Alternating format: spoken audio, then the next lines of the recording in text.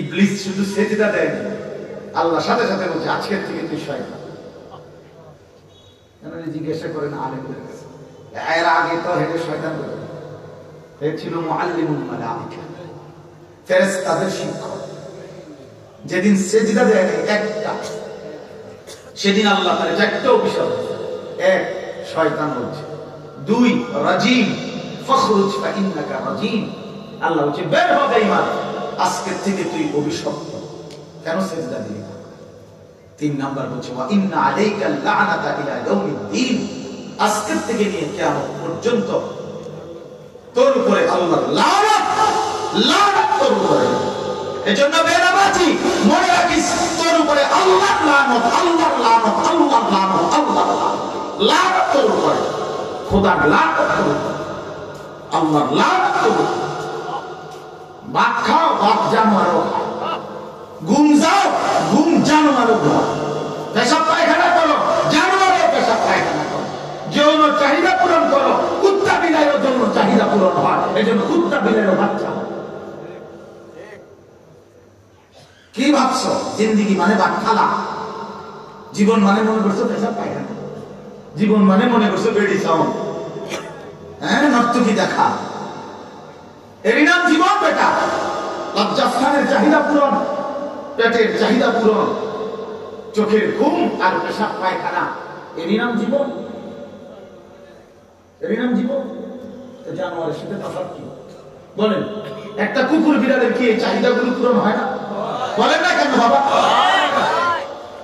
তো আমি মুসলমান, আমার বাপ মুসলমান, আমার মা মুসলমান, আমার কালেমা লা ইলাহা ইল্লাল্লাহ মুহাম্মাদুর রাসূলুল্লাহ, আমার রব আল্লাহ, আমার নবী মুহাম্মদুর রাসূলুল্লাহ, আমার কিতাব কোরআন, আমার ধর্ম ইসলাম, এত কিছু যে আমার আল্লাহ দিলেন, এর বিশেষত্ব কি? এই এতগুলো বৈশিষ্ট্য যে আল্লাহ আমাকে দিলেন, এর বিনিময়ে আমি আল্লাহর জন্য কি দিলাম? এ ভাতের থালা। এই জন্য বাপ ইনসাফের সাথে নিজের আইডেন্টিফাই করে, প্রিয় সন্তান নিজের পরিচয় ঠিক করবে না, আবার হিসাব দিলাম। ইনসান কাকে বলে? হয়তো ডিকশনারি দেখো, অভিধান দেখো, মানুষ কাকে বলে, মানুষ কাকে বলে। আল্লাহ তাআলা বলছেন আমি মানুষকে বানাইছি ইবাদতের জন্য, অতএব যার মধ্যে ইবাদত নাই সে মানুষ কি? এজন্য আল্লাহ তাআলা একটা সিজদা দিয়েছেন না, একটা সিজদা, বলছে তোর উপরে লানত কিয়ামত পর্যন্ত। কোন পর্যন্ত? কিয়ামত পর্যন্ত লানত। কয়টা হলো? তিনটা হলো। শয়তান বলছে, রাজিম অভিশপ্ত বলছে, লানত বলছে। চার নাম্বার ফামান ইয়াকুনু লাকা আন তাতাকাব্বারা ফিহা, আল্লাহ বলছে ইবলিস সিজদা দিলি না, এমন অহংকার করা আমি আল্লাহর সাথে মানাইব না। তার মানে যে সিজদা দেয় না সে মুতাকাব্বির, সে অহংকার, অহংকার, গাদ্দার, গাদ্দার। এই পৃথিবীর সবচেয়ে বড় গাদ্দারা কে? বেনামাজি। কে বলে? কেন জানেন? কারণ তার ঘাড় এত শক্ত হারামি যে তার মালিক আল্লাহ তার সামনে তার ঘাড় বলে না। এর চেয়ে বড় গাদ্দারা কেউ হতে পারে না। এর চেয়ে বড়, তার কত বড় গাদ্দার, এত বড় আসমানওয়ালা জমিনওয়ালা, 24 ঘন্টা যে তাকে লালন পালন করে, তার সামনে তার ঘাটটা মনে কত বড় ঘাটটা। এই জন্য হাদিসে আছে, বাপ খোদার কসম নবীজি বলছে, কবরে নাফরমানকে একজন ফেরেশতা পাঠাবে আল্লাহ নাফরমানের কবরে, ওই ফেরেশতা তারে এক একটা আঘাত করবে। খোদার কসম নবী বলছেন দারবাতান বাইনা উযুনাইহি, দুই কানের মাঝখানে এক একটা আঘাত, এই দুই কানের মাঝখানের গাঁট, এই গাঁটটাই আমার ফায়াসিহু সাইহাতান, আর নাফরমান তখন এক একটা চিৎকার দিবে, ইয়াসমাউহা মান ইয়ালিহি ইল্লা সাকালাইন। আল্লাহর নবী বলেন মানুষ এবং জিন ব্যতীত আল্লাহর সব মাখলুকাত এই বেঈমানের প্রতিটা চিৎকার শুনতে পাবে। তোর ঘাড় ফাটায় ফেলবে নওজোয়ান, হ্যাঁ মানুষের প্রতি অসুবিধা নেই। কি পাইছে পর্যন্ত হিন্দি সিনেমার নর্তকী তোমার কি দিছে এ পর্যন্ত? একটা মিস করো তো দিছে। অপদার্থ ছেলে, কারে দেখে চরিত্র নষ্ট করবে? রাস্তার নর্তকীকে দেখে বেহায়া, বেপর্দা, বেশরম এই উলঙ্গ অসভ্য নারী দেখে কি পাই না? সে তোমারে কে দিবে বাপ? তার তো কিছুই নাই। যা ছিল সে তো তা বাজারে উঠাই দিছে। তার যে রূপ যৌবন ছিল সে তো তা বিক্রি করে দিছে। তার রূপ যৌবন তো সে মানুষের উপভোগের সামগ্রী বানায় দিছে। তো তার যা ছিল তা তো দেখাই যাবে। যারা ছিল বলেন আছে কিছু, বলেন ইনসাফ করে বলেন। তাইলে প্রিয় ভাই, ধোঁকা খাই রাখেন। আরে মুসলমানের তো ধোঁকা হয় না, ইমানদারের সন্তান এমন ধোঁকা হবে কেন? মুসলমানের ভাই এত বড় ধোঁকা হবে কেন? ভাইকে বলো। আমি জন্য কিশোর নওজোয়ান প্রিয় বন্ধু, আমি তোমাদের দুশ্মন না বাপ। এত শক্ত কথা বলার উদ্দেশ্য তোমার বিবেক জাগানো, তোমার দিল জাগাইতে চাই ভাইয়া। ইনসাফের সাথে মিলে দেখো, কার কাছে হেরে গেলাম? কার কাছে? মুসলমান এত অল্প মূল্যে হেরে গেলাম? এত বড় মহান আল্লাহকে ভুলে গেলাম আমরা। তিনি আমাদের কি না দিলেন? আহ فكيف تتقون إن كفرتم يوما يجعل الولدان شيبا। রব্বুল আলামিন বলে, বান্দা এই নাফরমান দিবানিশি যে আমি আল্লাহর নাফরমানি করছো, আল্লাহ বলেন সেদিন হাসরের দিন কেমনে বাঁচবা? ইয়াউমা ইয়াজালুল বিলদানা শিবা। আল্লাহ বলে, বান্দা হাসরের দিনের দুঃখ, পেরেশানি, আযাব, যন্ত্রণা একদিনেই কোলের বাচ্চাকে বুড়া বানায় ফেলবে। বুড়া বানায় ফেলবে একদিনে ইয়াজালুল বিলদানা শিবা। কেমনে নাফরমানি করছো? আল্লাহ যেন কাছে বসে, এই এরকম যে করতেছো কিতা আসলে কিতা? আরে বান্দা কি করতেছো? কিতা? নামাজ সেজদা দিতা না? আমারে নামাজ পড়তা না বান্দা? হালাল খাইতা না? আমার কথা কোনো মূল্য নাই। তবে এই হাদিসিন বাদাহু ইউমিনুন। কোরআন শরীফ আল্লাহ বলছে, বান্দা আমি 23 বছর বলেছি। আল্লাহ কোরআন নাযিল করছে কত বছর? 23 বছর আমি আল্লাহ নাযিল করলাম। 30 পারা কোরআন নাযিল করলাম। আমার শ্রেষ্ঠতম রাসূলের কাছে দিলাম। সর্বশ্রেষ্ঠ ফেরেশতা জিবরাইলের মাধ্যমে পাঠাইলাম। এক একটা কথা বারবার বললাম, ইয়া আইয়ুহাল্লাযীনা আমানু, হে ঈমানদার বলে 89 বার কোরআনে আল্লাহ ডাক দিয়েছে। আকিমুস সালাহ বলে বারবার 80 বারের চাইতে বেশি বান্দা আমি নামাজের কথা বললাম। এক একটা কথা আমি আল্লাহ বারবার বললাম। 23 বছর বললাম। 30 পারা কোরআন নাযিল করে বললাম। আমার রাসূলের কাছে পাঠিয়ে বললাম। জিবরাইলকে পাঠাইয়া বললাম। আমি আল্লাহ বললাম। আমি বানানোওয়ালা বললাম। এবার আল্লাহ বলে, বান্দা বলো না আর কেমনে বললে, আর কি কথা বললে, আর কত বছর বললে, আর কাজ করলে তুমি আমার কথা মেনে নিতা? বলো।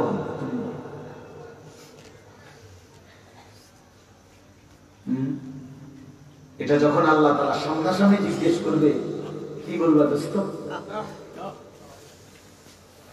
হ্যাঁ, এই বেনামাজি সন্তান, কি বলবা বাপ? কি পাইয়া নিজের এত চালাক করে না? বাপে ডাক দেয় না দেখে না, মা কিছু বলার সাহস পায়। আরে যার উপরে আল্লাহর লানত পড়ে তার দিকে, তার থেকে মা বাবা মুখ ফিরায়। তুমি তো বুঝো না। তুমি মনে করছো বেডি চাও, মোবাইল দেখো, নাচ দেখো, চুলের দেখো, প্যান্ট মন মতো চলতেছো। কেউ মাও বাধা দিতে পারে না, বাপেও কেউই সাহস করে না। কেন সাহস করে না? আল্লাহর কসম, কোরআন শরীফ আল্লাহ বলছে, আল্লাহ যখন লানত করে কারো উপরে, গোটা সৃষ্টি তার থেকে মুখ ফিরায়। খোদার গজব করছে তোমার উপর, এই জন্য আর কেউ তোমার ডাকে না। আমার একবারের চুল আমার ভাই 3 বার কাটাইছে ছাত্র জীবনে। শুধু সামনে পিছনে চুল সামান্য 19-20 হয়েছে। বড় ভাই 3 বার কাটাইছে, সেদিন আবার যাও, আবার কেটে আসো। আমার জীবনে আমি একবার একটা টুপি, সাদা টুপির মধ্যে এই 4টা ফুলওয়ালা রঙিন টুপি কিনছিলাম, একটা টুপি আমার আব্বা 1 ঘন্টার ভিতরে এটা খোলাই গেছে। আমার জীবন আমি একবার একটা এমব্রয়ডারি পাঞ্জাবি এখানে বুতামের লগে একটু এমব্রয়ডারি ছিল, একবার গাও দিছিলাম। আমার বড় ভাই গায়ের মধ্যে রাখতে সিরা টুকরা টুকরা করে ফেলাই দিছে। আমি বাবার শাসন মেনে নিছি, আমি বড় ভাইয়ের শাসন মেনে নিছি, আমি মায়ের শাসন মেনে নিছি। আলহামদুলিল্লাহ। তো মালিক আপনাদের সামনে যে কথা বলার যোগ্যতা দিছে, তৌফিক দিছে। তোমার কেউ ডাকে না ভাইয়া, 16 বছর মাত্র বয়স, আজ তোমাকে সবাই ভুলে গেছে। তুমি তোমার মন মতো নারী, ছবি, নাচ, গান, উলঙ্গ দৃশ্য, অস্থির সিনেমা, সারা রাত নাটক, সিনেমা, কোন মেয়ের সাথে প্রেম, অবৈধ ভালোবাসা, নিজের হাত নিজের নাপাক নষ্ট করছো, নিজের লজ্জাস্থান নিজে নষ্ট করছো, নিজের যৌন সক্ষমতা নিজে নষ্ট করে দিচ্ছ। কেউ বাধা দিবেন না। এত অসহায় হয়ে গেল কেন?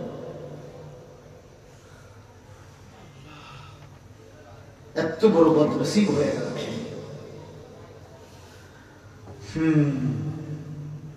এই জন্য আমরা প্রত্যেকেই বাবাদের কাছে অনুরোধ করি, সন্তানকে এভাবে ছেড়ে দিয়ে।